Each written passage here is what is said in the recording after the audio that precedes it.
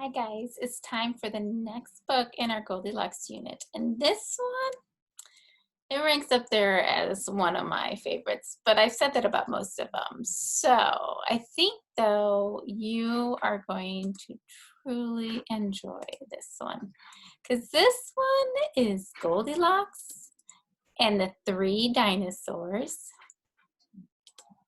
written by Mo Willems. And what can be better than that? Right?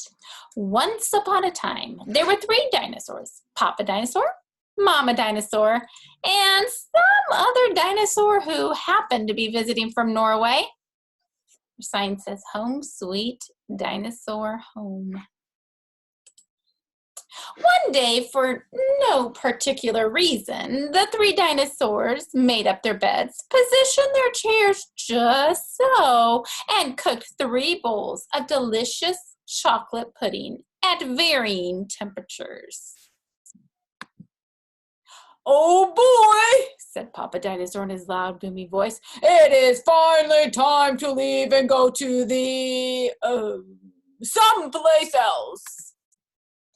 "Yes," continued Mama Dinosaur, "I sure hope no innocent little succulent child happens by our unlocked home while we are, someplace else."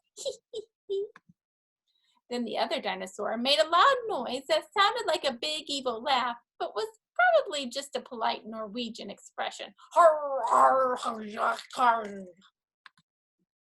The three dinosaurs went someplace else and were definitely not hiding in the woods waiting for an unsuspecting kid to come by. Sure enough, 5 minutes later, a poorly supervised little girl named Goldilocks came traipsing along. Just then, the forest boomed with what could have been a dinosaur yelling, "Gotcha!" but I'm pretty sure was just the wind. The loud noise was immediately followed by another loud noise that sounded kind of like, "Be patient, Papa Dinosaur, the trap is not yet sprung." But that could have been a rock falling or a squirrel. Notice the signs. 2 miles to trap, very nice house. Getting closer. Either way, Goldilocks was not the type of little girl who listened to anyone or anything. For example, Goldilocks never listened to warnings about the dangers of barging into strange, enormous houses. So, as soon as Goldilocks came across a strange, enormous house, she barged right in. Welcome, Matt says, "Welcome." Well, inside, Goldilocks immediately smelled the 3 bowls of delicious chocolate pudding. "Mmm," said Goldilocks, "that chocolate pudding smells delicious. If only I could get all the way up to the top of that counter." Then Goldilocks noticed a very tall ladder that just happened to be there and certainly wasn't left on purpose. Goldilocks climbed up the ladder and found herself face to face with 3 gigantic bowls of chocolate pudding. Think about why everything is so large and gigantic and enormous. The first bowl of chocolate pudding was too hot, but Goldilocks ate it all anyway because, hey, it's chocolate pudding, right? And the second bowl of chocolate pudding was too cold, but who cares about temperature when you've got a big bowl of chocolate pudding? Not her. Notice the name of the bowls: PD, Papa Dinosaur, Mama Dinosaur, and this one is DFN. Think about what that would stand for.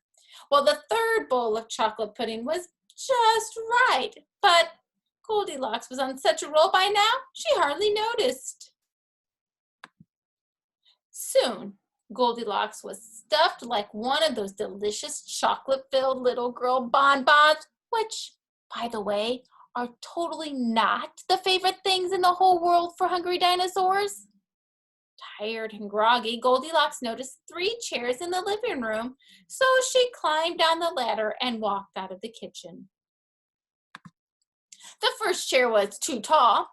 The second chair was too tall, but the third chair was too tall. Goldilocks wasn't going to climb that high just to sit in some chair, so she hiked over to the bedroom.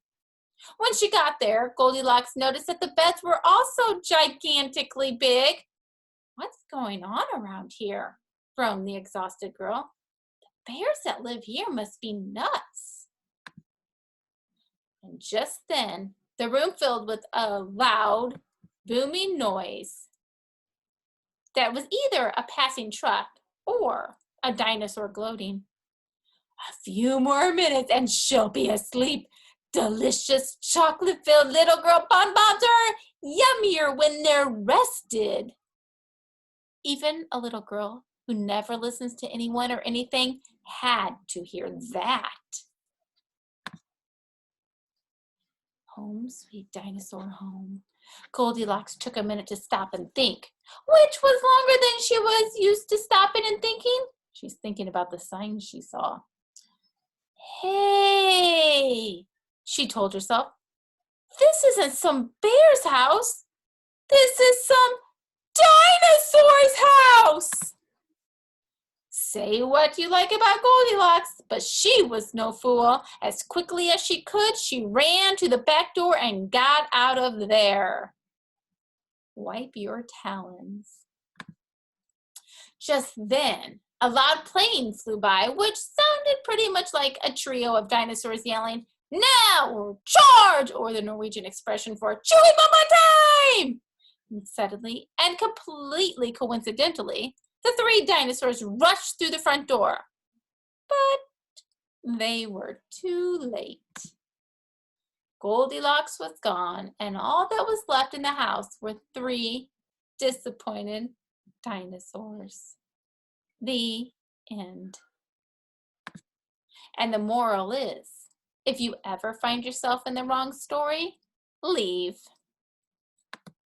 And the moral for the dinosaurs is, lock the back door.